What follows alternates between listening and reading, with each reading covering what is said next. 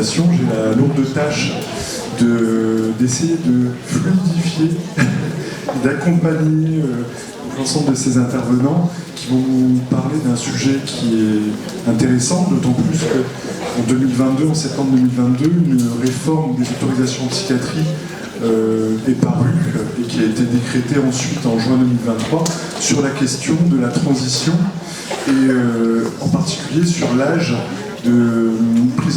d'accompagnement en fait, des enfants et des adolescents en psychiatrie de l'enfant et de l'adolescent.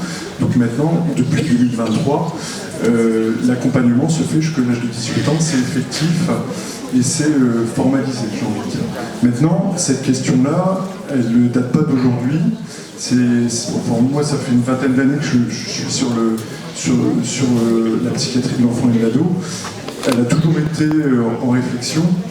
Et là, cette formalisation, justement, vient nous obliger, en quelque sorte, à trouver des maillages et à peut-être sortir, comme ça a été dit ce matin, sortir peut-être d'une zone de flou, en tout cas. Et pour tenter d'y répondre, donc les intervenants ici vont nous exposer à la fois l'aspect historique. On va aussi découvrir que cette question, en fait, elle ne s'arrête pas uniquement à l'univers de la psychiatrie, mais aussi à des domaines plus généraux, dans le cadre de la médecine. On va voir aussi des expériences qui sont menées au niveau régional, et puis ça va être aussi le moment pour justement se pencher sur les données et sur peut-être des choses très pragmatiques, très effectives, sur les pratiques dans nos services et comment justement on formalise, comment on fluidifie, comment on accompagne. Et je pense que nous, en tant que professionnels, en tant qu'adultes, je vais reprendre les termes d'un médecin avec qui on travaille, que vous connaissez peut-être, le docteur Salomé, qui comparait souvent le travail de nos équipes sur cette question de l'adolescence et sur la question de la transition comme un rôle de passeur. Et du coup, je vais profiter pour passer la parole à Monsieur Charby, qui est sociologue et qui va nous apporter en fait une approche sociologique de cette question de la transition. Merci.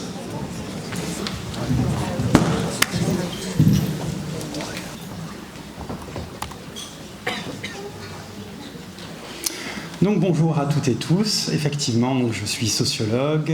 Je travaille à la Fédération régionale de recherche en psychiatrie et en santé mentale des Hauts-de-France.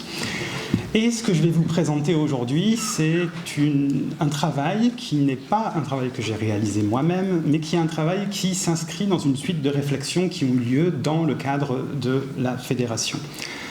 À savoir que des échanges avec des professionnels qui venaient nous rencontrer ont montré au bout d'un certain moment qu'il y avait une certaine inquiétude par rapport à l'organisation de cette transition, mais aussi des expériences.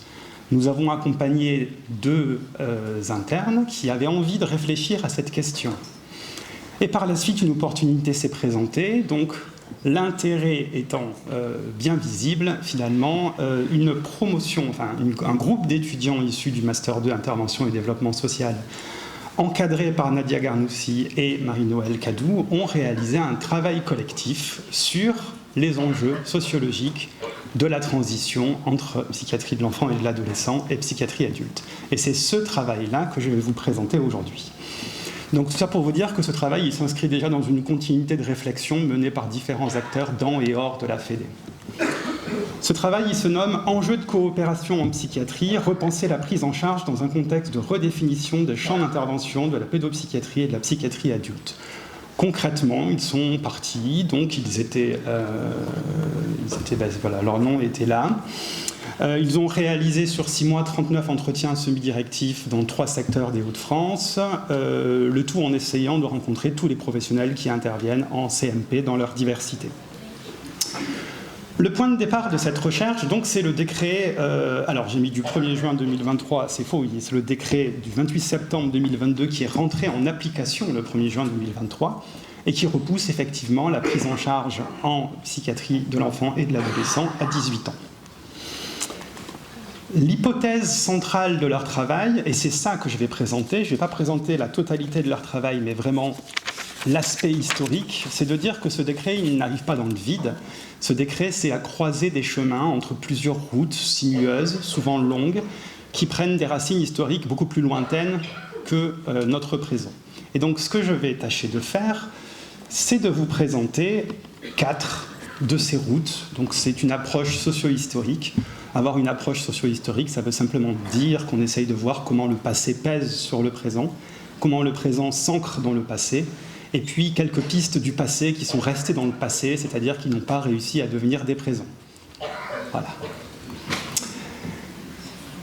Et donc je vais vous présenter 4 de ces chemins qui, en quelque sorte, forment la réalité dans laquelle ce décret a existé. D'abord, le chemin de la construction de l'enfance comme catégorie d'intervention, c'est-à-dire quand est-ce que l'enfance est devenue un problème public.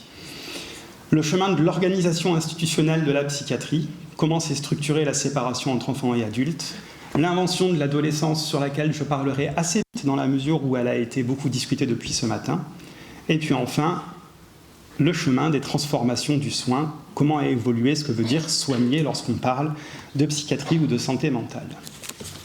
Donc,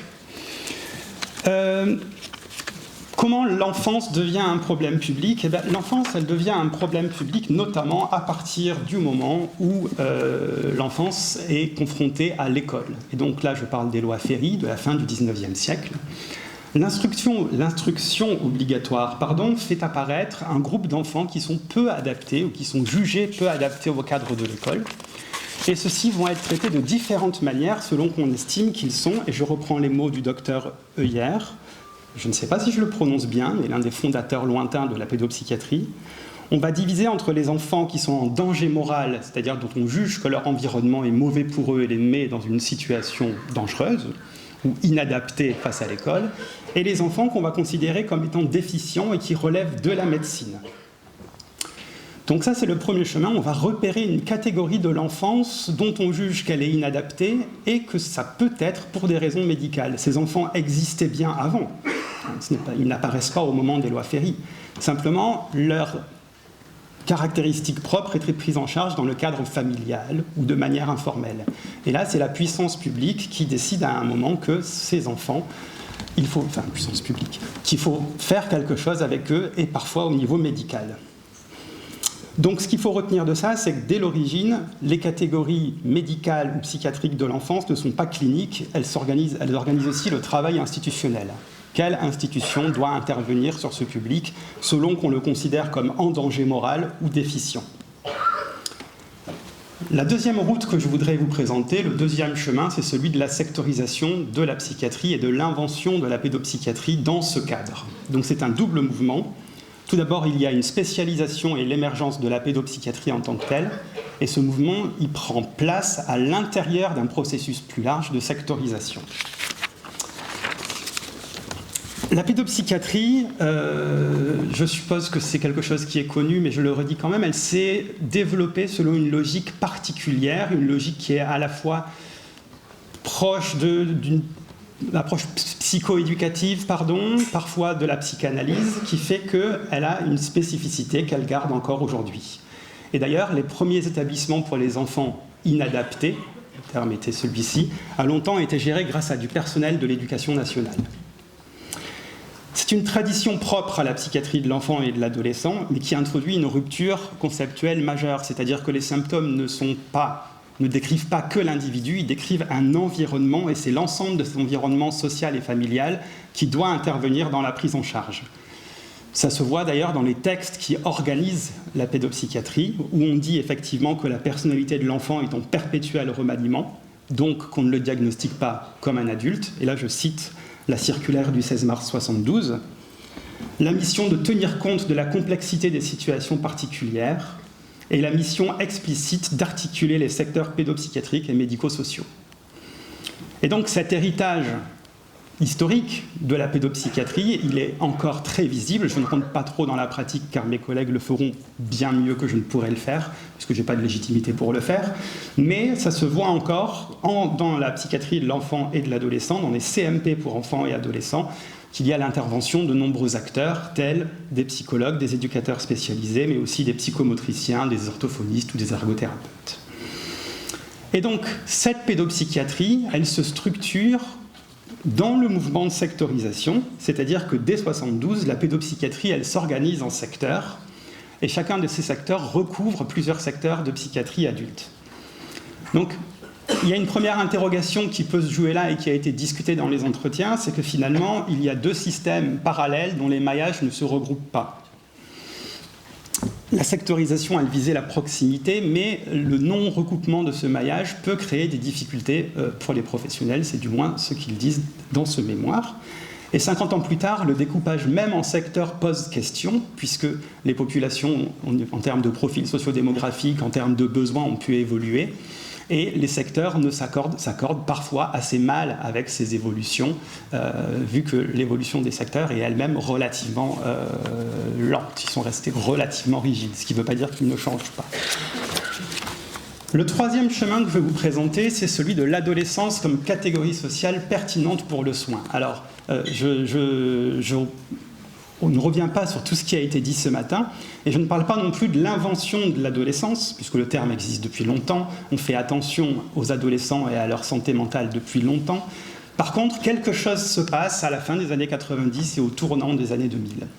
À ce moment-là, dans des rapports, dans les journaux, dans les médias plus généralement, et entre professionnels, on voit apparaître des adolescents qui sont décrits comme ayant un fonctionnement limite, des adolescents qui sont conçus comme étant à la fois victimes et potentiellement dangereux, ça on le voit beaucoup dans le discours public. Et donc il y a une controverse qui se passe à l'intérieur même du monde médical, notamment à l'occasion d'un rapport de l'INSERM de 2005 qui décrivait ces comportements chez les adolescents, qui visait à inciter au diagnostic et à la prise en charge à la fois de leur vulnérabilité et de leur danger. Il y a eu une pétition, je crois, qui avait remis 200 000 signatures en contestation de ce rapport. Il y a eu quelque chose qui s'est passé donc, autour de l'émergence de l'adolescent comme catégorie d'action médicale. Et ces adolescents-là sont venus questionner un système qui était bâti sur la différence entre enfants et adultes. Donc ils sont venus remettre en cause cette barrière. Ce sont des adolescents qui sont dans une zone grise, et dans une zone grise aussi parce qu'ils relèvent de différents dispositifs de prise en charge sans tomber clairement dans l'un ou dans l'autre. Aujourd'hui, et notamment après la période de Covid, cet âge particulier de l'adolescence, il pèse sur le présent. Les professionnels de pédopsychiatrie notamment constatent qu'ils prennent en charge de plus en plus d'adolescents qui arrivent avec des troubles qui réclament une prise en charge de plus en plus urgente. Des hospitalisations d'urgence, des troubles de comportement qui ne peuvent attendre ou des crises suicidaires. Et donc, cette population adolescente, elle remet aussi en question les modes de travail de la psychiatrie de l'enfant et de l'adolescent qui étaient axés sur un suivi sur le temps long, une observation longue, de la prévention, et donc qui se retrouvent face à des situations urgentes où ces modes de travail ont du mal à se maintenir. La quatrième route que je voudrais vous présenter, c'est celle des transformations du soin, et elle prend ses racines, elle, dans les années 2000. Je ne vais pas trop m'étendre dessus parce que je pense qu'il s'agit d'une des phrases que j'ai le plus entendues depuis que je travaille sur ces questions, c'est le passage de la psychiatrie à la santé mentale. Donc, le passage de la psychiatrie à la santé mentale, il passe par une évolution notamment de la relation soignant-soigné, mais il passe aussi par le cadre législatif, les lois de 2002, la loi, j'arrive jamais à retenir son nom, hôpital, santé, territoire, et j'oublie quelque chose, voilà. Bref, le cadre législatif accompagne cette évolution des relations soignant-soigné. Je vous ai mis un petit schéma que je trouve très instructif et qui vient de Daniel Mouchard, voilà, c'est comme ça qu'il s'appelle, qui essaye de décrire la manière dont les institutions essayent de travailler différemment avec les publics qu'elles reçoivent. Soit d'une manière symétrique, soit d'une manière asymétrique, soit en mettant l'accent sur les capacités des personnes qui fréquentent ces institutions, ou sur l'interdépendance entre les professionnels et les usagers. Et il dégage 4 catégories qui sont travailler sur autrui, travailler pour autrui, travailler avec autrui ou travailler sans autrui. Et je pensais que ces catégories pouvaient être un peu utiles pour penser aussi ce que ça veut dire l'évolution de la relation soignant-soigné. Voilà, je le mets là comme ça. Donc c'est un article de Daniel Mouchard qui porte sur le travail institutionnel et qui explique que de toute manière, ces modes-là n'apparaissent jamais à l'état pur dans le travail des institutions avec leur public, c'est toujours une hybridation. Donc, le mandat Je vous ai mis la définition de ce terme ici, mais en fait, le mandat, c'est l'oriflamme public sous lequel tous peuvent travailler de concert, le contrat de base de l'institution qui n'est jamais mis en cause publiquement. Lorsqu'on est enseignant, par exemple, le mandat, c'est que transmettre des savoirs, c'est bien. Voilà, personne ne remet ça en cause. Faire en sorte que les patients aient leurs troubles qui soient soit guéris, soit allégés, c'est bien. C'est le mandat de la psychiatrie. Et le mandat de la psychiatrie, il évolue. Il évolue au sens où plus de troubles tombent sous ce mandat. Et ça pose question aux enquêtés dans le mémoire. C'est-à-dire, faut-il accueillir tout le monde, quelle que soit la nature des troubles? Est-ce que la psychiatrie doit s'adapter aux besoins de la société? Est-ce qu'elle doit prendre en charge l'ensemble des troubles, même lorsqu'ils ont un versant social prononcé, ou est-ce qu'elle doit prendre en charge la maladie mentale uniquement? Donc, au final, le décret 2022-1263, eh bien, il est au carrefour, il apparaît au carrefour de ces 4 chemins. Ce qui est intéressant, c'est qu'il fixe la limite de la prise en charge en psychiatrie de l'enfant et de l'adolescent à 18 ans, alors que les sciences sociales, de leur côté, et d'autres sciences, si j'ai bien compris, s'interrogent sur une poursuite de l'adolescence jusqu'à 20 ans, 25 ans, voire parfois 30 ans. Donc, ce décret, en fait, il met en lumière tous ces problèmes, il déplace en quelque sorte, il déplace la frontière, mais on peut dire aussi d'une certaine manière qu'il dépasse le problème. Et je voudrais tout simplement finir en expliquant, c'est un grand mot, en suggérant simplement que les limites d'âge, les frontières d'âge dans le domaine médical et entre la pédopsychiatrie et la psychiatrie de l'enfant et de l'adolescent n'ont jamais été fondées uniquement sur des critères purement cliniques. J'espère que cette très courte présentation aura fait apparaître le fait qu'elle résulte de compromis entre une logique qui peut être administrative, une logique qui peut être professionnelle, quel est le mandat de chaque branche de la psychiatrie ou de la pédopsychiatrie, des logiques gestionnaires, je suis passé assez vite dessus, mais d'optimisation et de contrôle des coûts, et puis les représentations sociales évolutives de l'enfance, de l'adulte, de ce qu'est un enfant, ce qu'est un adulte et ce qu'est être autonome. Je finirai en disant que l'analyse socio-historique de ce décret, et donc de l'histoire dont ce décret procède, elle met en avant 4 tensions que je pense on pourra en retrouver dans les expériences que les professionnels vous présenteront après. Une tension entre d'un côté la standardisation et de l'autre la singularité de chaque parcours. D'un côté une injonction à l'autonomie et une prolongation de la dépendance donc jusqu'à 25-30 ans. Entre 2 cultures professionnelles, donc celle d'une approche globale en psychiatrie de l'enfant et de l'adolescent et d'une approche plus individualisée en psychiatrie adulte. Et une dernière tension entre élargissement du mandat et restriction des moyens, c'est-à-dire comment faire plus avec moins au final. Ce ne sont pas des tensions nouvelles, elles ne sont pas spécifiques à cette question, mais dans le travail mené par ces étudiants, c'était sur ces lignes de tension que les professionnels parlaient de leur travail, des difficultés qu'amenait ce décret et les évolutions qu'il entraînait pour eux, et aussi c'est sur ces lignes qu'ils cherchaient des solutions à ce problème et d'autres manières d'organiser cette transition. Je vous remercie pour votre attention.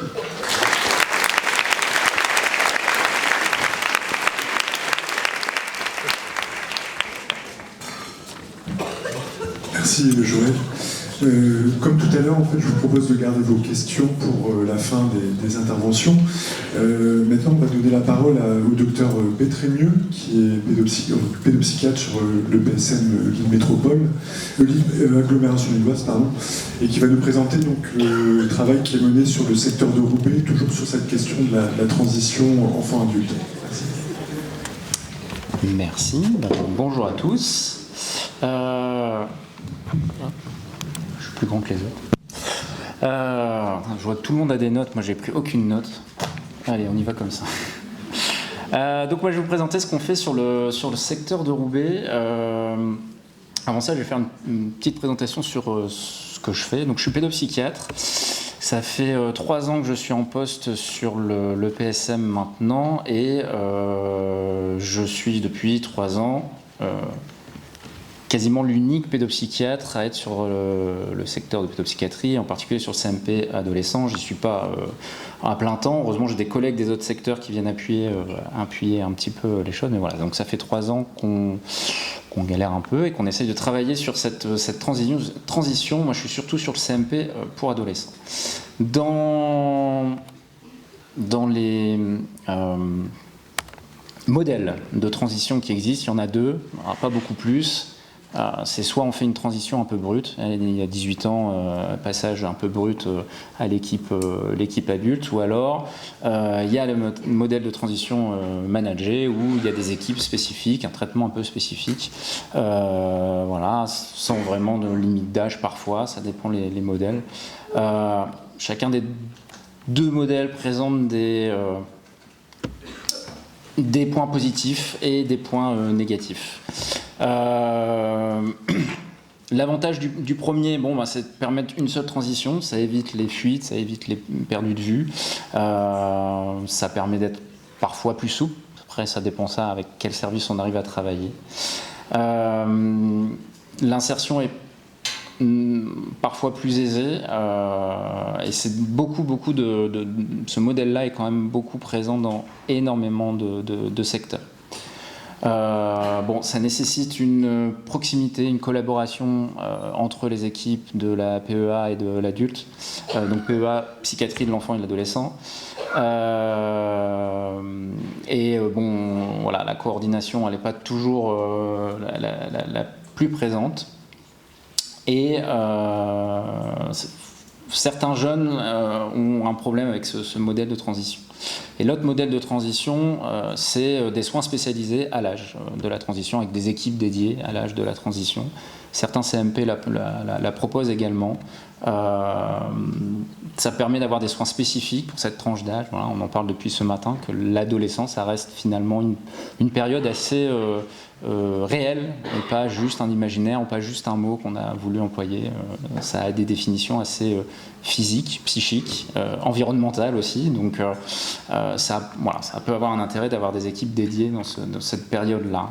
L'un des problèmes, c'est que ça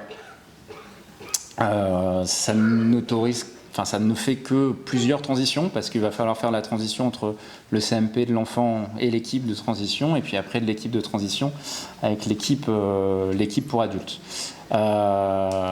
Donc nous, on a essayé sur le secteur de Roubaix de prendre les 2 modèles. En fait, on fait un peu les 2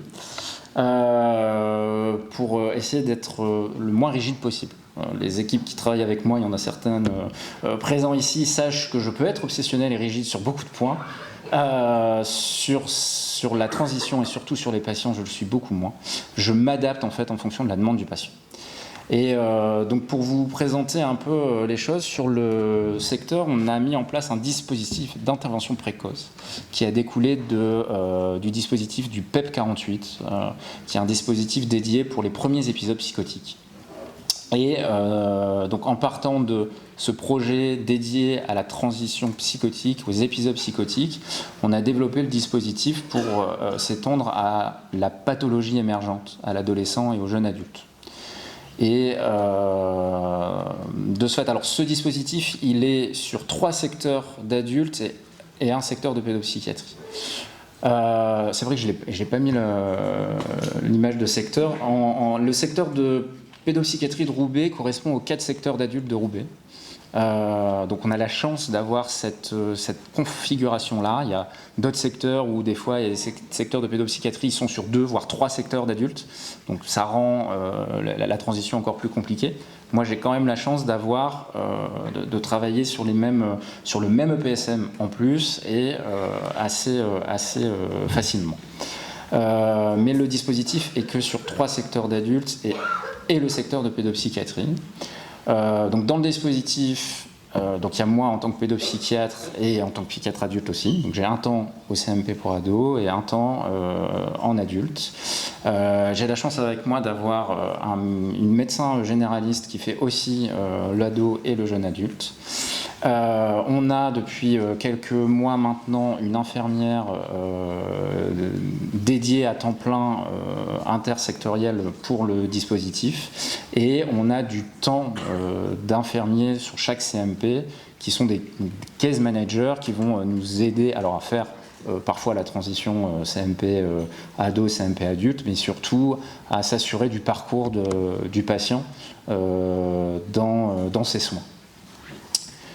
On a aussi du temps psycho. J'ai pas réussi à formaliser l'équivalent temps plein parce que on aimerait dans tous les cas en avoir un peu plus. Et j'aimerais bien qu'on développe un peu plus. Voilà, on a besoin d'autres temps, donc quid du reste, c'était ça un peu la question. Et donc comment on s'organise sur la transition? Donc en gros, si étant le seul médecin, le seul pédopsychiatre sur le CMP ado, je vois quasiment tous les patients du CMP ado, ou en tout cas tous ceux qui ont besoin d'un suivi médical. Et donc quand je dois faire la transition, comme je travaille en adulte, je connais bien mes collègues d'adultes et je peux aller les voir directement en leur disant voilà, j'ai besoin de faire la transition. Et pourtant, malgré ça, malgré que je connaisse les collègues, qu'ils me connaissent aussi, et il arrive qu'il y ait des couacs. Donc même avec des systèmes dédiés, on arrive à avoir des problèmes.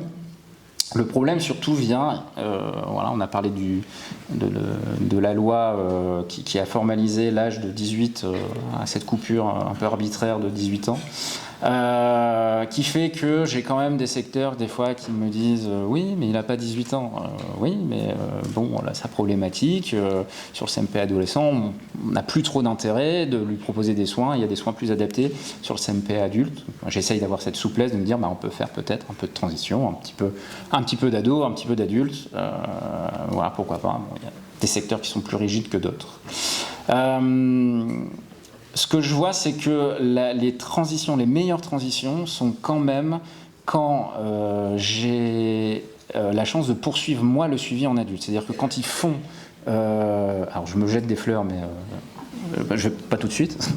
Non, ce que je veux dire, c'est que s'ils font partie du dispositif d'intervention précoce, donc ils ont les critères d'inclusion, de pathologie émergente, besoin d'un soin intensif psychiatrique, et que l'âge arrive 17-18 ans, donc on va préparer le passage à l'adulte, moi je continue à les suivre du côté adulte. Et ça permet une meilleure transition, parce que je les rencontre de ce fait du côté adulte, je les fais rencontrer l'équipe du dispositif, et la transition elle est mieux, j'ai moins de perdu de vue dans ce cas-là.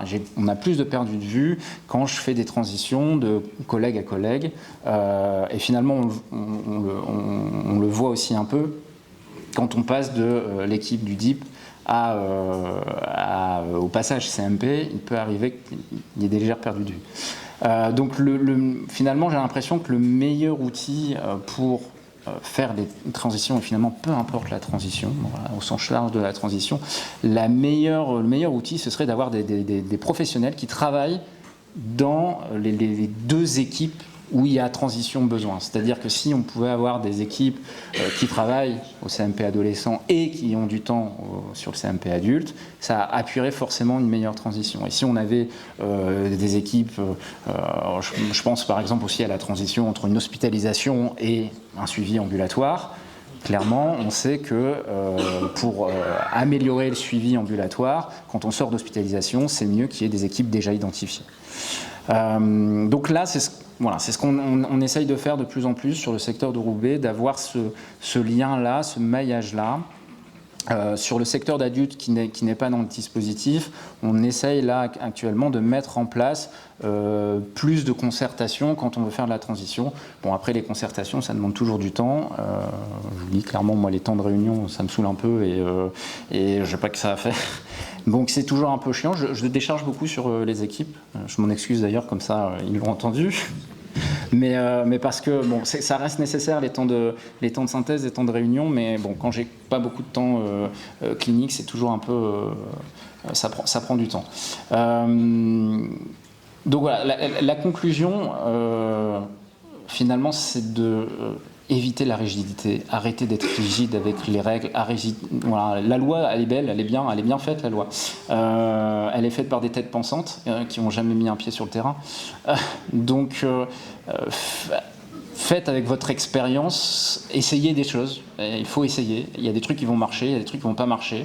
Et quand ça n'a pas marché, on essaye autre chose encore.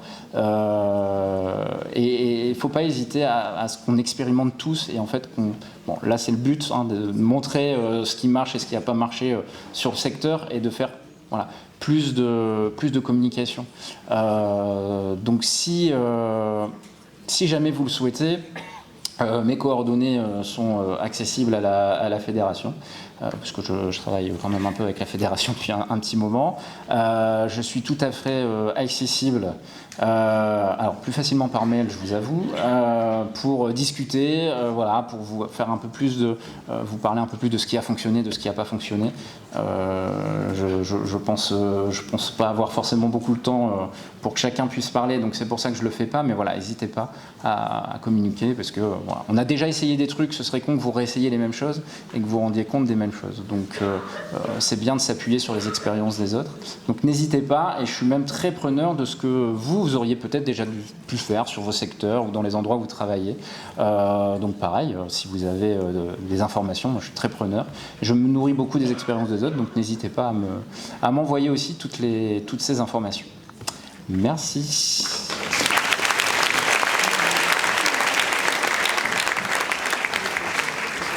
Merci.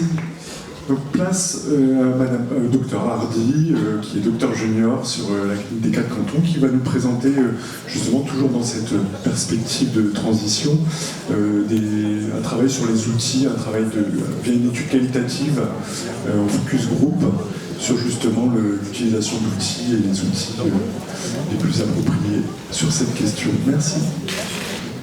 Merci. Alors, je ne sais pas si c'est les outils les plus appropriés, mais en tout cas, on essaye de faire des outils.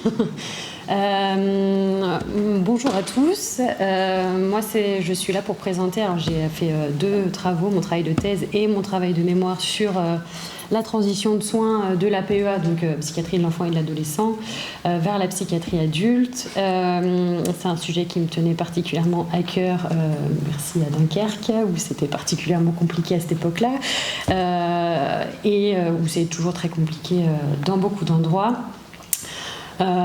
Donc l'idée c'est que forcément je vais recouper un petit peu ce qui a été dit par Julien juste avant pour présenter la transition rapidement, et puis après je vous présenterai mon travail de thèse et mon travail de mémoire. Donc pour revenir un petit peu dans le contexte, la transition de soins, évidemment elle existait avant la psychiatrie, ça a été notamment évoqué pour la première fois en 1984 pour les maladies somatiques, donc tout ce qui est maladies chroniques comme par exemple le diabète tout simplement.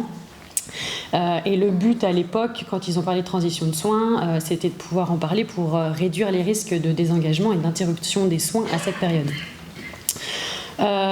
Concernant les maladies chroniques, donc de pédiatrie à médecine adulte, là actuellement les chiffres des études, ce serait qu'il y aurait une continuité des soins qui serait réussie pour 22 à 47% des adolescents, donc ce qui est déjà pas mal. Évidemment, eux aussi, ils ont fait face à beaucoup de barrières au moment du relais de soins, mais il y a déjà pas mal d'outils qui existent en pédiatrie qui ont permis d'améliorer le processus. Moi, j'ai eu la chance de pouvoir parler avec des pédiatres et des médecins d'adultes qui ont eu la possibilité de travailler ça ensemble, qui ont fait des groupes de travail et qui ont pu réfléchir à quoi mettre en place finalement pour fluidifier ce processus. La spécificité en psychiatrie, c'est que les indications, elles sont moins claires qu'en pédiatrie, parce que notamment la symptomatologie en psychiatrie, elle est beaucoup développementale et évolutive, donc on a des fois des trucs un peu moins précis qu'en pédiatrie. Et donc voilà, c'est un processus en plus qui, à l'heure actuelle, n'est pas systématique. Quelques chiffres pour vous donner une idée. Donc en psychiatrie, c'est 30 à 84% des adolescents qui ne bénéficient pas d'une continuité de soins à l'heure actuelle. Il y aurait 40% des adolescents qui se désengageraient des soins après leur passage en PEA. 24% bénéficieraient d'une transition de soins, et on fait la différence avec une transition dite optimale qui représente que 4% des adolescents à l'époque de l'étude TRAC, donc c'était il y a quand même quelques années maintenant. Optimal, c'était défini par un suivi conjoint entre la psychiatrie de l'enfant et de l'adolescent et la psychiatrie adulte. C'était des consultations communes avec les deux équipes. c'est un partage d'informations, donc des informations qui ne se perdent pas entre les deux institutions, et ensuite une continuité des soins. Après la transition, il y a plusieurs voies qui sont possibles. Donc, selon les études, forcément, c'est que soit que le patient n'est pas adressé à la psychiatrie adulte, soit qu'il l'est adressé directement ou il est de manière retardée. Et ensuite, s'il est adressé, il peut ne pas être accepté en psychiatrie adulte. Alors, les études ont montré que cette dernière option, elle est assez minoritaire puisque 93% des patients, finalement, sont acceptés en psychiatrie adulte quand ils sont adressés. Les alternatives, quand les ados ne bénéficient pas d'une transition, c'est soit qu'ils poursuivent leurs soins en PEA, soit qu'ils sont orientés vers les médecins généralistes, soit qu'ils sont orientés vers des structures privées. Il y a beaucoup de facteurs de risque, forcément, la rupture des soins. Et puis maintenant, avec le recul, il y a eu quand même beaucoup d'études à ce sujet-là qui ont permis d'identifier ces facteurs de risque qu'on reverra plus tard, notamment au travers de mon travail de thèse. En premier lieu, il y avait l'idée que certaines pathologies sont plus à risque d'avoir une rupture de soins, comme les troubles du neurodéveloppement, les troubles dits émotionnels, les troubles anxieux, troubles dépressifs, l'anorexie mentale et les troubles de personnalité émergents. Les études expliquent ça notamment par le fait qu'il n'y a pas de structure spécialisée pour ces pathologies-là en médecine adulte, ou que c'est moins connu en tout cas en psychiatrie adulte qu'en PEA, et donc ils tombent plus entre les mailles du filet.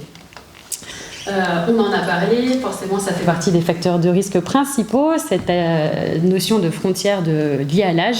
Avant la transition de soins, avant la circulaire de 2022, ça pouvait se faire à partir de 16 ans, et du coup on avait un truc un peu souple entre 16 et 18 ans, et du coup on le faisait dès qu'on pouvait, notamment pour les patients qui sont suivis depuis longtemps en PEA, on pouvait le faire dès 16 ans quand on savait que ça allait se poursuivre. Là maintenant c'est 18 ans, effectivement c'est un petit peu plus rigide, on entend qu'il y a un historique et que voilà, on espère des raisons pour lesquelles ils ont choisi ça. Mais en tout cas, ça rigidifie effectivement la transition. Et on a une institution qui est la PEA qui, du coup, est dépassée par un manque de moyens et de personnel pour pouvoir répondre à toute cette demande supplémentaire. Il faut noter, et c'est ce que Julien disait juste avant, avec le fait que selon le secteur où on est, selon la PEA, la psychiatrie adulte, on a des moyens différents. On n'a pas de protocole unifié en fait en France. Ils nous disent au niveau de la HAS et des ARS, faites ce qu'il faut pour améliorer la transition et faites en sorte qu'ils puissent aller en psychiatrie adulte. Mais en fait, dans les faits, ils ne nous donnent pas de moyens et pas de protocole. Donc ça reste assez flou, d'autant plus que, comme je l'ai indiqué sur cette diaporama, on n'a pas de données démographiques vraiment sur la transition en France. Donc c'est quand même assez compliqué d'avoir un visuel. Mon travail de thèse, mettre du temps, il va falloir me cadrer parce que je parle beaucoup, donc si je déborde, il faut me le dire. L'objectif de mon travail de thèse, c'était de mettre en évidence les facteurs limitants et les facteurs facilitants de la transition, du coup, auprès des professionnels en pratique courante. Comme on n'a pas de données démographiques, on s'est intéressé à aller poser directement la question aux professionnels. Donc pour ça, on a fait des entretiens semi-dirigés sous forme de focus group. On a réuni des professionnels de PEA et de psychiatrie adulte d'une même zone géographique, donc on en a fait 3. On a fait Calais, l'Île-Sud et Pont-à-Marc. Et donc l'idée, c'était de pouvoir faire des entretiens semi-dirigés et de permettre l'émergence d'une réflexion commune à partir de leur expérience sur le terrain. Donc voilà, on a enregistré de manière anonymisée ces entretiens, on les a retranscrits et on les a analysés avec l'analyse interprétative phénoménologique, j'ai réussi à le dire, yes. Voilà, donc je vais écourter un petit peu mon travail, je vais vous épargner un peu tous les résultats en passant directement à la partie résultats-discussion pour que ce soit plus simple. Donc le principe, c'est qu'il y a on a 4 résultats qui ont émergé. Le premier, c'était le manque d'implication et d'adhésion des adolescents et de leur entourage. Donc en effet, d'abord les études, elles ont montré qu'il y avait un risque d'abandon de suivi assez important avant le relais de soins. Les professionnels qu'on a interrogés dans les focus group ont pu dire qu'il y avait une implication parentale qui diminuait au moment de cette période, avec une moindre implication dans le suivi en psychiatrie adulte, et donc le risque qu'ils soient moins impliqués auprès de l'adolescent au moment de la transition. Et cette période, elle est également potentiellement inquiétante pour les ados parce que il y a risque d'y avoir une confusion des rôles entre les différents intervenants de PEA et de PA. Parfois, ça fait beaucoup de monde. Des fois, il y a des personnes qui font le lien entre la PEA et la PA, et donc ça rajoute aussi une personne supplémentaire. Et les ados seront très sensibles au changement de figure médicale référente, notamment quand ils ont des suivis longs en PEA. Passer à la psychiatrie adulte, ça peut être un petit peu compliqué. Donc en pratique courante, ce qu'on a pu proposer dans le travail et réfléchir avec les professionnels, c'était de considérer effectivement la transition au-delà du simple changement de service administratif, entre guillemets. De pouvoir renforcer l'application des parents en les invitant au rendez-vous de synthèse, au rendez-vous de PEA et de psychiatrie adulte, et de leur expliquer clairement le processus de transition. Et enfin, de pouvoir rassurer les adolescents autour de cette période-là en leur apportant un maximum de sécurité, en faisant quelque chose de clair et de compréhensible, et de les accompagner progressivement vers leur autonomie. Le deuxième résultat, c'était plus lié aux pratiques professionnelles qui peuvent entraver le processus de transition. Alors, comme je le disais, il y a le contexte de séparation-individuation dans l'idée où les professionnels de PEA, moi-même étant pédopsychiatre, j'ai du mal des fois à lâcher les suivis des adolescents, donc on peut avoir du mal à arrêter les suivis. Et à l'inverse, la psychiatrie adulte, elle peut avoir du mal à s'engager auprès des adolescents, donc ça fait une période comme ça un petit peu difficile. Comme le disait Julien, entre la PEA et la psychiatrie adulte, des fois il y a quand même un manque de cohésion où on n'arrive pas à travailler ensemble, on ne se comprend pas, on parle de choses différentes, donc des fois ça peut impacter beaucoup notre travail quand on essaye de travailler ensemble. Et du coup il y a un partage d'informations des fois qui ne se fait pas suffisamment. Ajouter à ça, la psychiatrie adulte, ce que d'ailleurs les psychiatres adultes des focus group ont pu nous dire, c'était qu'ils pouvaient être en difficulté auprès des adolescents parce qu'ils n'avaient pas forcément les connaissances de cette période d'âge un peu particulière et que du coup, notamment quand ils étaient hospitalisés, ça pouvait être compliqué. En pratique courante, les propositions, c'était de pouvoir renforcer l'engagement des professionnels dans le processus auprès des adolescents. C'était de pouvoir renforcer la cohésion globale. Ça, les études et les professionnels dans les focus group nous l'ont beaucoup dit. La demande, c'était de faire des formations communes, de pouvoir parler entre eux de leur travail et de pouvoir se comprendre mutuellement de ce que chacun fait. De pouvoir du coup organiser des rencontres. Les temps de synthèse, effectivement, c'est parfois compliqué à caler dans nos emplois du temps, mais c'est aussi important pour pouvoir mettre un peu les choses sur la table et comprendre de quoi on parle. Il y a l'idée de pouvoir créer des outils de transition pour les professionnels et bien sûr maintenir la transmission d'informations. Le quatrième résultat qu'on a eu sur le travail de thèse, c'était les différences culturelles et organisationnelles. Donc je ne vais pas revenir dessus, je viens d'en parler, Julien en a parlé. Voilà, on a des différences entre nous, on ne travaille pas de la même manière. Et du coup, des fois, ça nous met un peu des bâtons dans les roues. Il y a un manque d'organisation du processus, j'en parlais avant. Et du coup, un manque de ressources aussi pour pouvoir organiser tout ça. En pratique courante, pour mieux se comprendre et mieux appréhender les différences, il y a l'idée des formations communes et donc faire une meilleure cohésion, et ce qui permet à terme de rassurer l'adolescent dans ce processus. L'idée aussi, du coup, pour pouvoir rassurer l'adolescent, c'est de la planifier, cette transition, de pouvoir y réfléchir. Donc, en amont de c'est quoi les indications de la transition, c'est quoi les étapes et c'est quoi les outils. Ça aide à clarifier le déroulé de la transition, à la fois pour les ados et pour les professionnels. Voilà. Le quatrième et dernier résultat qu'on a eu, c'était surtout par rapport du coup à ce qu'on pouvait proposer pour l'amélioration et optimiser la transition. Donc comme l'a dit Julien juste avant, c'est l'idée de ne pas rigidifier ce processus et de pouvoir justement le fluidifier, permettre une flexibilité dans l'organisation du relais, donc pouvoir adapter l'âge de transition, la planifier 6 mois à 1 an auparavant, préparer l'adolescent et sa famille et l'appliquer activement.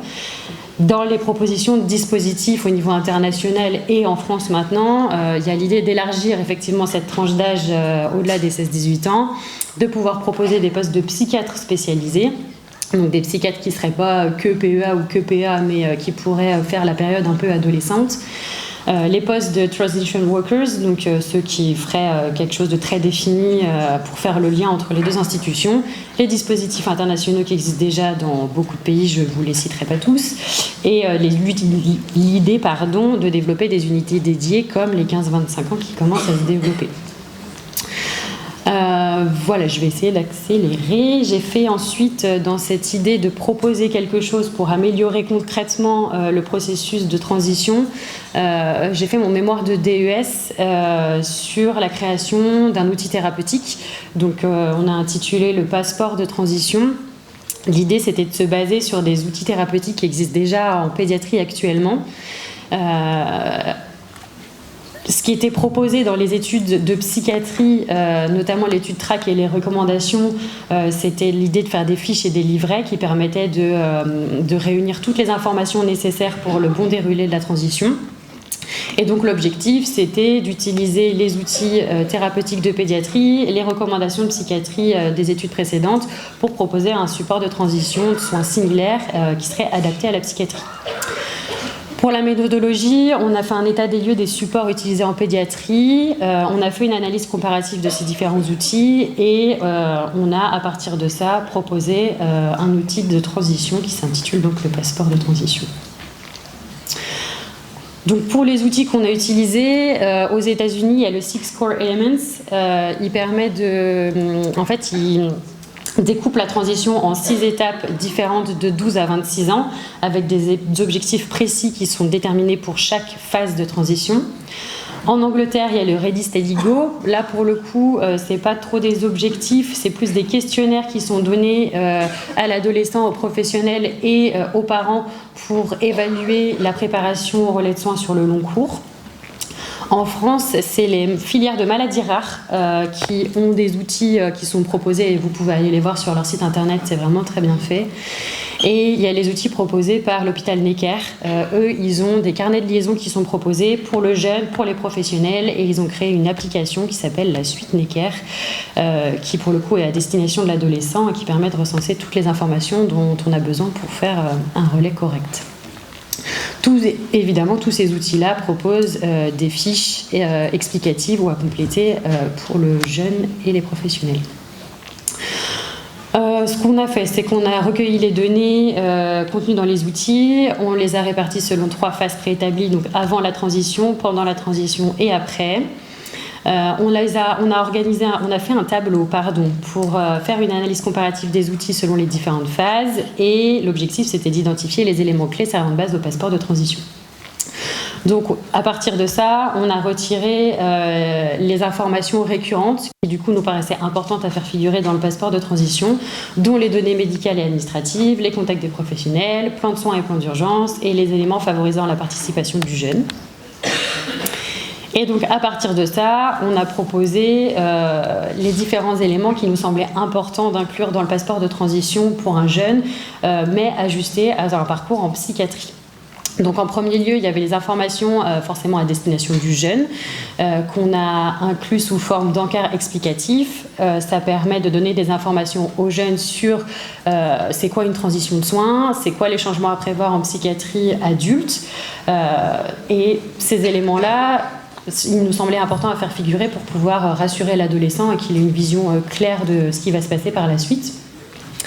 Et on a ajouté les consignes et les numéros d'urgence pour qu'il puisse y avoir accès si jamais il en a besoin. Les données essentielles qu'on a fait figurer, qui sont à compléter par le jeune, les parents et les professionnels de santé et qui nous semblaient importantes à avoir pour le relais de soins, c'est de faire figurer l'hypothèse diagnostique ou la symptomatologie prédominante. On a choisi ces termes-là plutôt que diagnostic puisque, comme on l'a dit à l'adolescence, parfois la symptomatologie elle n'est pas figée, c'est quelque chose qui peut être évolutif, donc on a voulu éviter diagnostic, donc voilà pourquoi on a mis hypothèse diagnostique ou symptomatologie prédominante. Le résumé médical global, les données socio-éducatives, les informations administratives, à la fois du jeune, de sa personne de confiance, de ses parents et des professionnels impliqués. Et il y a également un plan de soins personnalisé qui contient les dates clés du processus de transition et la liste des rendez-vous auxquels le jeune doit se rendre. On a également ajouté des encarts pour favoriser la participation active du jeune avec pour qu'il puisse compléter ses objectifs, ses besoins, ses inquiétudes et ses observations personnelles. L'idée, c'est de pouvoir le personnaliser, ce carnet de soi, que ce soit pas juste des informations balancées de professionnel à professionnel.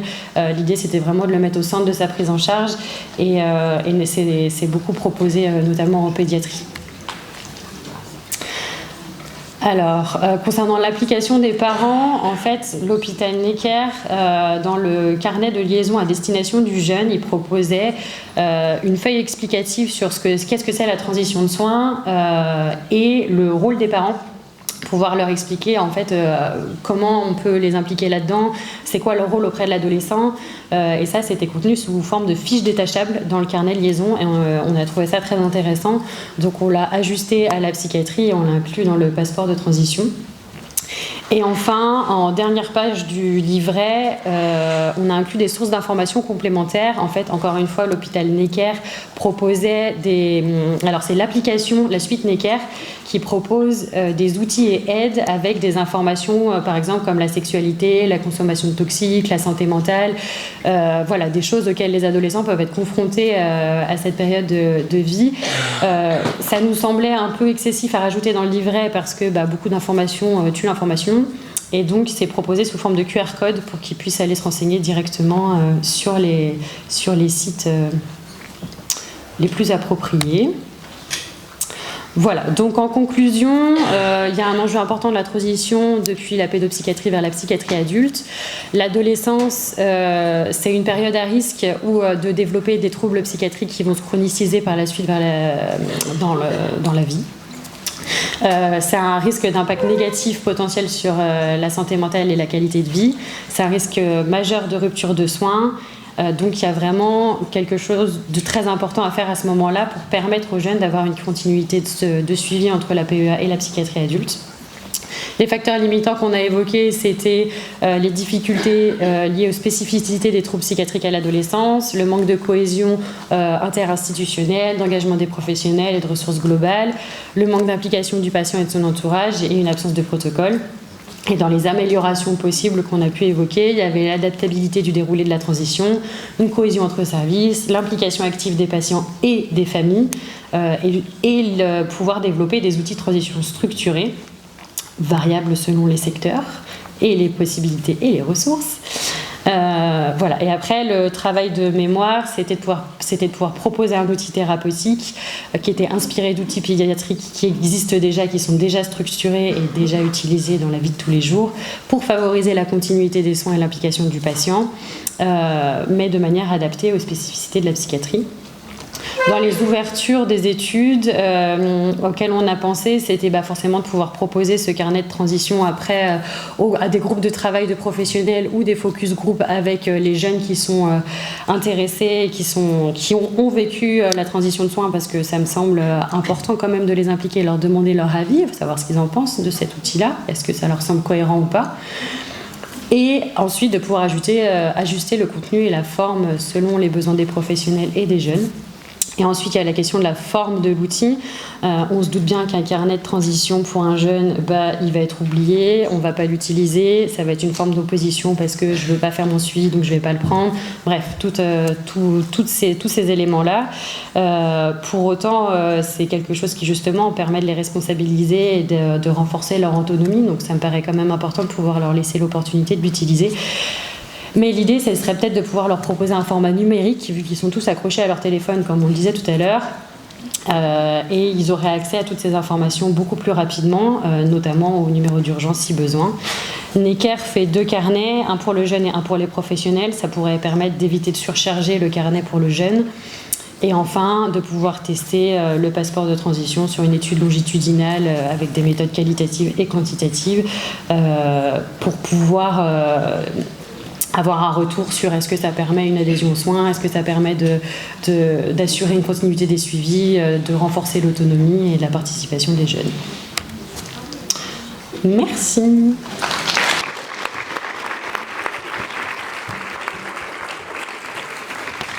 Merci Léa. Donc on va passer à la dernière intervention, donc Madame Lachery et Madame Dorn, sur justement la question La transition, toujours, les adolescents, après, avec une extraction de données sur une pratique sur le secteur le pôle de pédopsychiatrie de la Flandre intérieure et maritime. Voilà. Nous, on remercie tout le monde parce qu'on n'a quasi plus rien à dire, en fait. Donc, ça va être pratique. Alors, l'adolescence et après.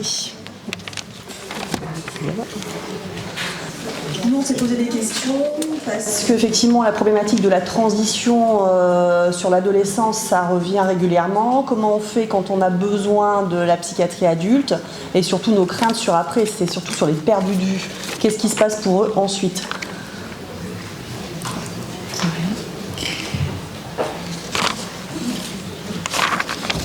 Donc, on va faire en plusieurs parties, une petite introduction, surtout sur les origines de cette recherche, parce que c'est quand même une longue histoire. Un petit aperçu de la recherche, nos freins, parce que ça nous a fait aussi poser pas mal de questions, et enfin les résultats de cette recherche.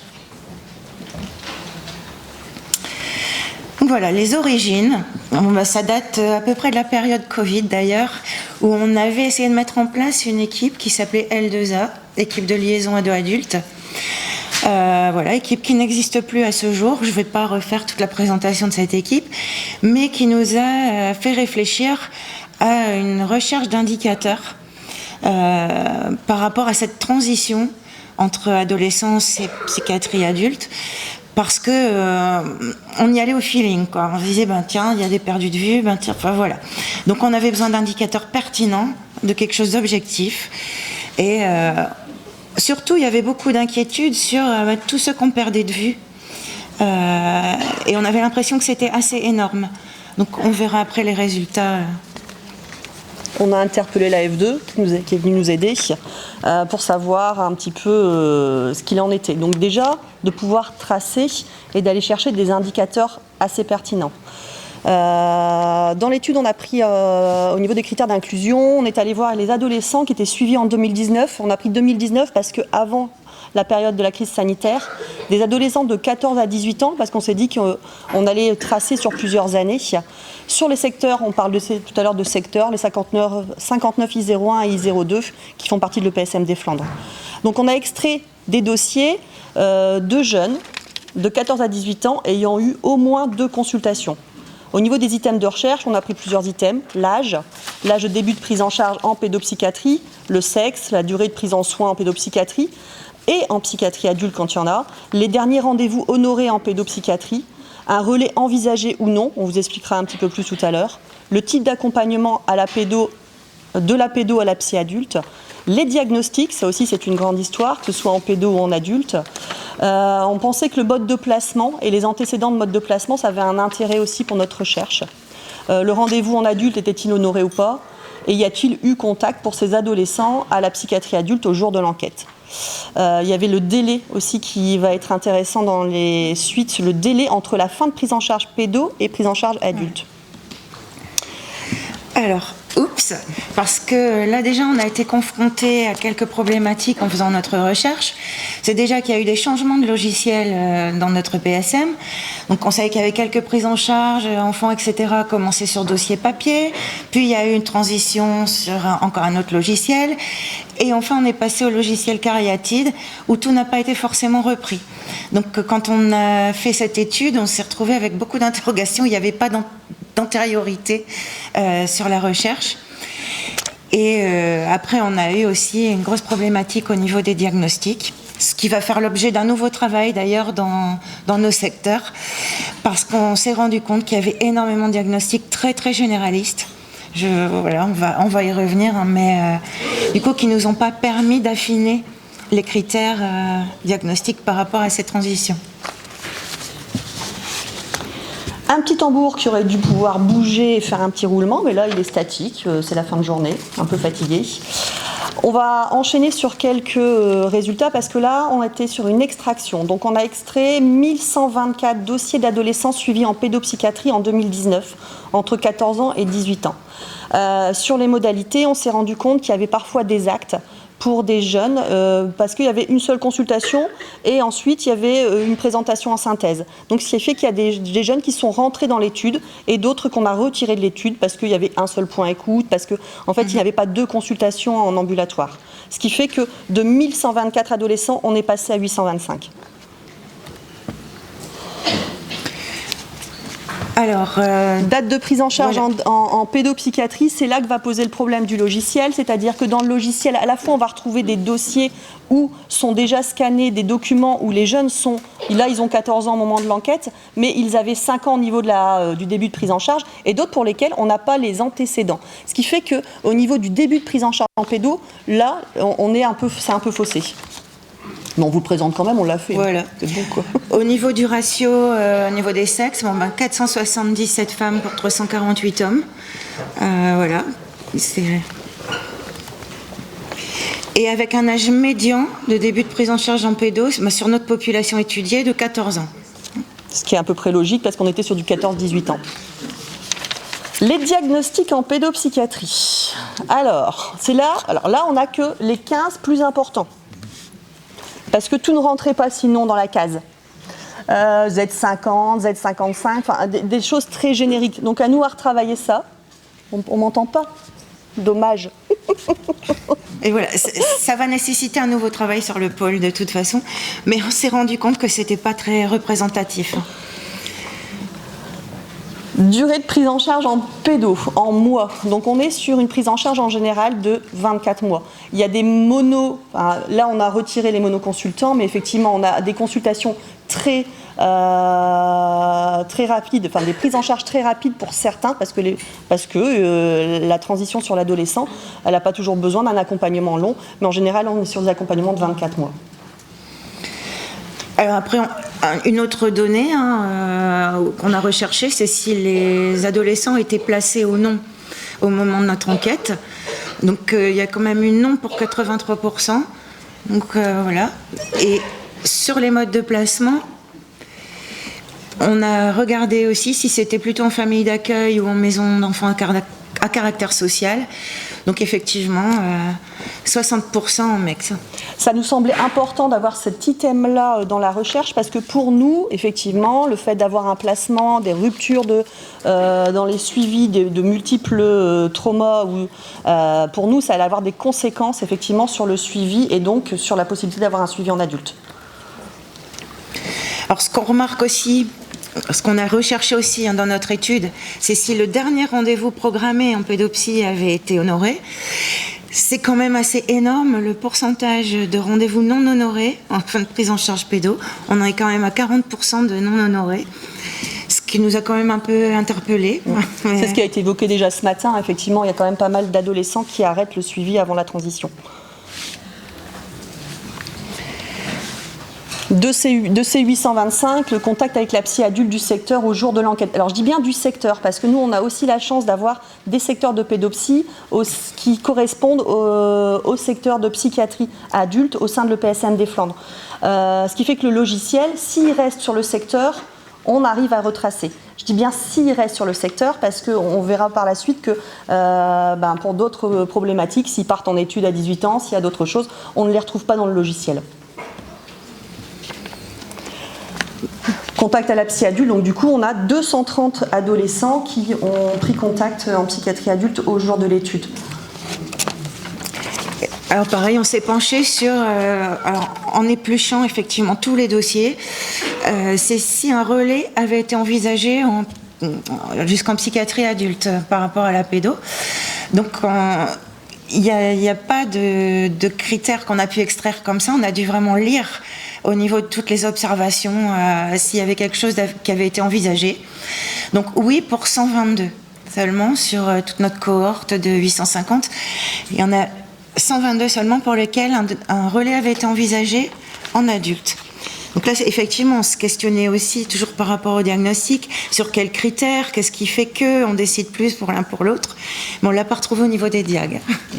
Donc 122 qui ont un relais envisagé, et tout à l'heure ce qu'on vous avait dit, c'est qu'on en a 230 qui ont pris contact avec la psychiatrie adulte. Au niveau des types d'accompagnement proposés, ce qu'on a pu retrouver, mais c'est ce qu'on retrouve un petit peu partout de ce qu'on entendait juste avant, les coordonnées sont remises, il y a un courrier ou des transmissions qui sont faites au niveau du service de psychiatrie adulte, plus avec une continuité de l'information, une proposition de consultation ou de synthèse commune, transition qui est faite avant la majorité du fait d'une hospitalisation sur un milieu plus contenant. Donc effectivement, il y a quelque chose du cas du transfert où là, effectivement, on interpelle plus facilement la psychiatrie adulte, et un suivi en parallèle pédo-adulte pendant quelques temps. Alors, ce qu'on a remarqué aussi dans notre étude, c'est que les modalités d'entrée en psy adulte, on verra après un certain délai, mais c'est essentiellement par le CMP, même s'il y a quand même 23% qui passent par les urgences. Donc un peu plus brutalement, on va dire.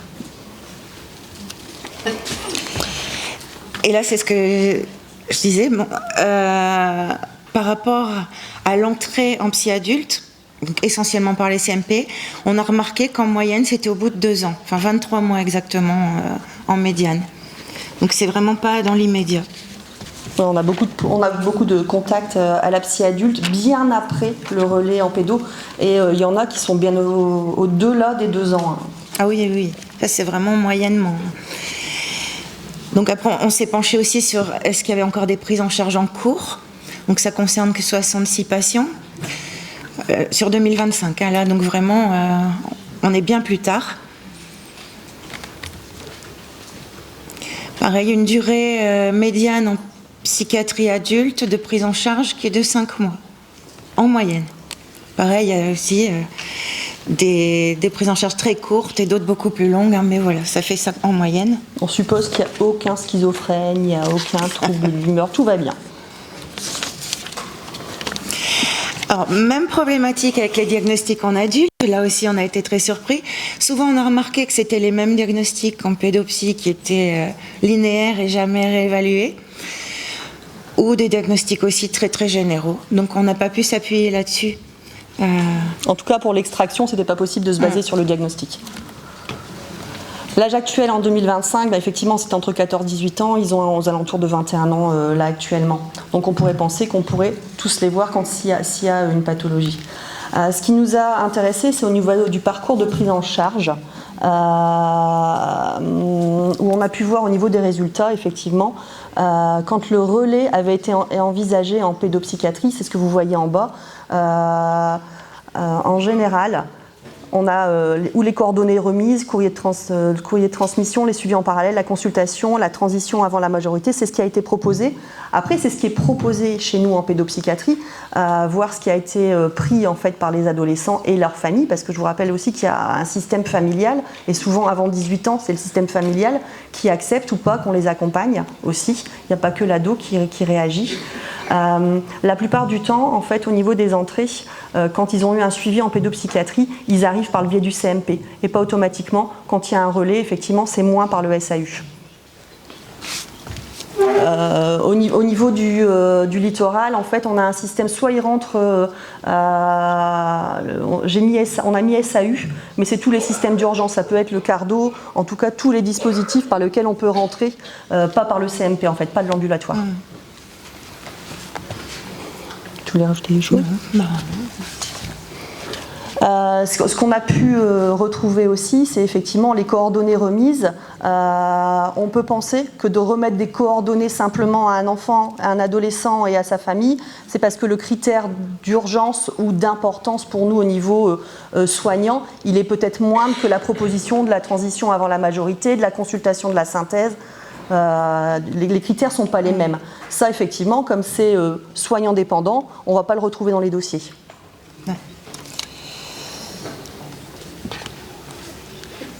Je trouve plus la flèche. On a regardé un petit peu le profil des patients pour lesquels un relais n'avait pas du tout été envisagé, donc on n'a rien retrouvé dans les observations, mais qui ont quand même eu un contact avec la psychiatrie adulte, donc essentiellement des femmes pour 95%, pas forcément placées au moment de l'enquête, et pour ceux qui étaient placés, c'était essentiellement en maison d'enfants à caractère social.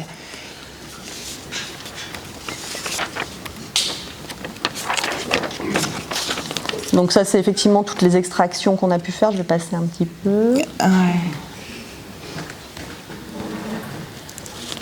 Là, c'est le type d'accompagnement proposé.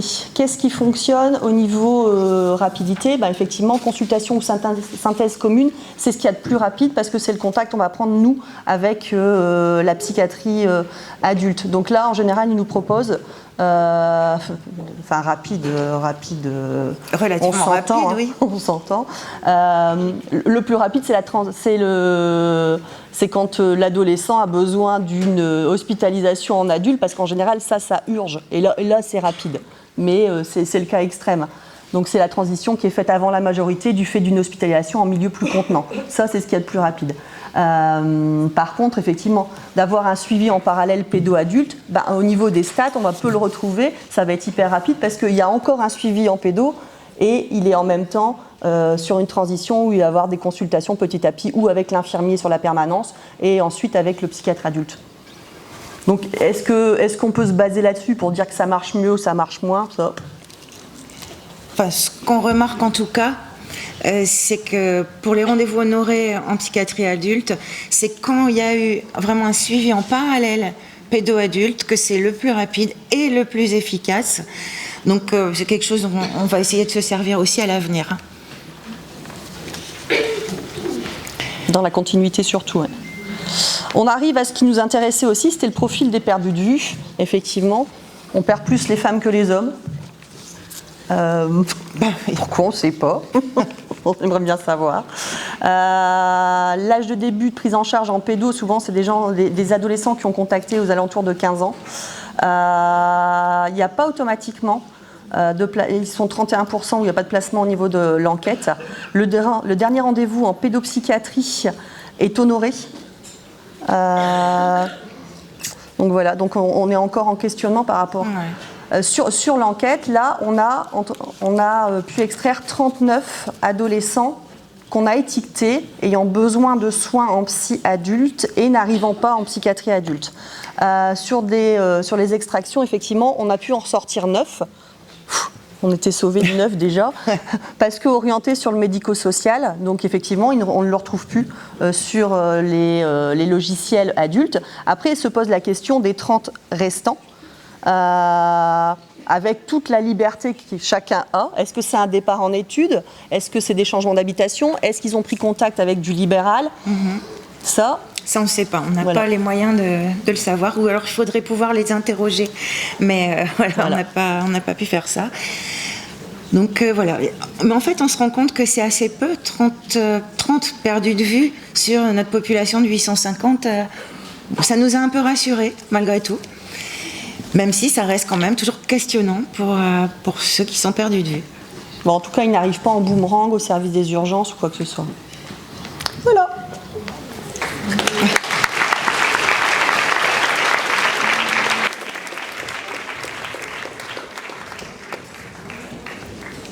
Merci à tous pour ces présentations très exhaustives. Ça fait réfléchir. On voit bien que la porosité, elle est importante en fin de compte dans ces histoires de frontières entre la psy ado, enfin la psy enfant ado et la psy adulte. Je ne sais pas, est-ce qu'il y a des personnes qui auraient des questions, des réflexions ouais. Je sais pas. Nicolas ? Ouais. C'est bien.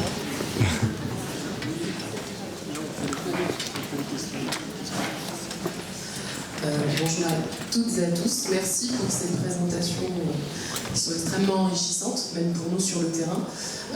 Moi, j'avais une question notamment sur la thématique du parent. Vous en avez parlé sur la partie sociologique. À un moment donné, vous avez évoqué la question de la prise en charge en pédopsychiatrie, qui était effectivement une prise en charge globale, et à l'inverse, enfin en tout cas en continuité, la prise en charge en adulte, qui était plutôt une prise en charge individualisée, aussi liée au passage à la majorité. Vous avez évoqué tout à l'heure, docteur, la place, en tout cas la place du parent, notamment sur ce que proposait l'outil de Necker. Maintenant, par rapport à vous, vos expériences, sur cette transition de la PEA à la PA, comment on prend en compte les parents, notamment pour un jeune qui finalement se retrouve du jour au lendemain dans une situation de majorité, avec peut-être une prise en charge qui était peut-être englobante, un peu le même cocoon, on va dire, dans mes termes, à une prise en charge où effectivement il doit gérer seul, en tout cas, la suite de son parcours de soins. Moi, je veux bien commencer à répondre, en fait, sur... Les parents, on les accompagne aussi sur ce qu'ils vont vivre ensuite, ou non vivre ensuite, en leur expliquant effectivement que, parce que souvent, ils sont accueillis en pédopsychiatrie. C'est pas tout à fait le cas sur les premières consultations en psychiatrie adulte, en tout cas sur les secteurs, nous, avec lesquels on travaille. Et donc, on va amener les parents, on va leur expliquer qu'effectivement, régulièrement, ils font des points en pédopsychiatrie et que par la suite, ce sera à eux à faire la demande au psychiatre adulte. Alors après, je vais passer le micro à mon collègue qui fait les deux, donc c'est plus facile. Mais effectivement, c'est comment les amener aussi à réfléchir que leur adolescent, là, aujourd'hui, demain, il est adulte et que dans un autre monde, ils vont pas fonctionner de la même façon et ils seront moins présents, même si autour de lui, autour de cet adolescent, ils devront encore être présents. Sur le secteur de Roubaix, on a mis en place des actions ciblées, le programme Bref, voilà, pour amener l'entourage, je vais être plus large que parents, l'entourage des personnes qui sont atteintes de souffrance mentale, pour un peu plus les sensibiliser. Un des gros problèmes qu'on a aussi, en fait, impliquer l'entourage, même quand c'est des parents d'ados et qui passent en adultes, il y a quand même un grand mouvement des parents il a 18 ans, il est autonome, il se gère. Alors même un ado sain qui a 18 ans, je ne l'ai jamais vu se gérer. On s'est galère à se gérer, on n'a pas envie de se gérer, l'administration, même quand on est sain, quand on est bien dans sa tête, ça nous fait chier, on n'a pas envie de le faire. Donc quand en plus de ça on a une souffrance mentale, j'imagine que c'est encore plus compliqué. Et là je parle peut-être aux parents qui sont présents parmi nous, on n'arrête pas d'être parent à 18 ans et ça c'est bien de le rappeler parfois aux parents aussi en fait. L'enfant il a beau avoir 18 ans, il a beau être majeur, il a beau être indépendant dans ses soins, c'est bien de l'accompagner et de vouloir l'accompagner. Après, le patient peut faire le choix de ne pas avoir envie, ça c'est autre chose. Mais donc, ce qu'il faut, c'est inciter au maximum l'entourage à participer aux soins, à participer, à comprendre. Moi, j'essaie de plus en plus les diriger vers des associations de patients, les associations de parents de patients, parce qu'ils font très bien le taf en fait. J'ai tendance à dire qu'il n'y a que les gens qui connaissent les choses qui peuvent parler de ça. Je ne suis pas parent actuellement d'un enfant atteint de troubles, mais si je l'étais, je pourrais peut-être en parler. Mais donc là, je considère que j'aime bien les orienter vers les associations parce que c'est eux qui parlent le mieux de santé mentale, qui sont concernés en tout cas. Donc voilà, on essaye d'avoir un peu tout. J'insiste fortement auprès des parents et de l'entourage à dire qu'il faut venir en consultation. Moi, sur mon dispositif en adulte, je pense qu'il y a, je n'ai pas les chiffres là clairement, mais plus de 8 ou 9 fois sur 10, j'ai vu les parents plusieurs fois, même chez les adultes. Et de toute façon, c'est nécessaire pour mon évaluation. Enfin, voilà, je fais de l'évaluation sur la pathologie émergente. J'ai besoin d'avoir une évaluation sur le neurodéveloppement. Donc j'ai besoin des parents. Il ne faut pas l'avoir avec le jeune seul. Donc c'est nécessaire. Donc j'insiste régulièrement auprès des patients en disant il faut que je rencontre vos parents, c'est nécessaire. Bon, il y a des situations où je ne peux pas le faire, mais voilà, j'incite beaucoup à le faire. Voilà. Vous prenez des hors-secteurs ? Des hors-secteurs, je galère déjà avec mon propre secteur. Quand j'aurai plus de temps, pourquoi pas, on pourra en reparler. Offrez-moi du temps de pédopsychiatre.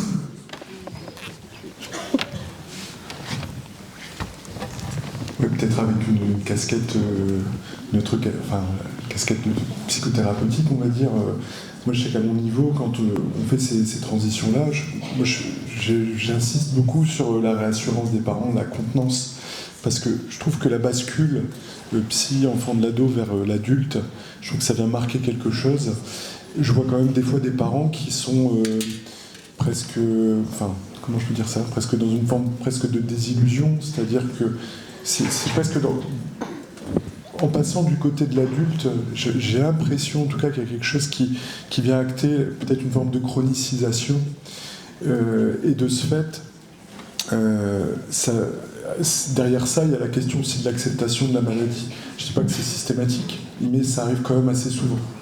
Et donc du coup, enfin moi, en tout cas, je pense que les collègues c'est pareil, mais il y a un gros travail justement d'accompagnement et de réassurance, d'explication, d'information.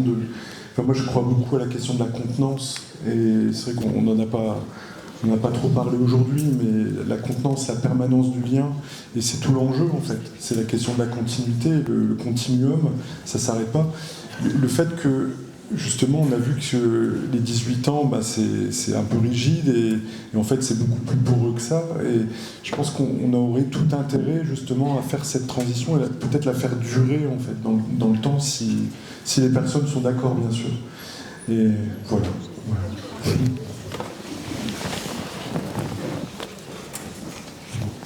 C'est d'autres questions.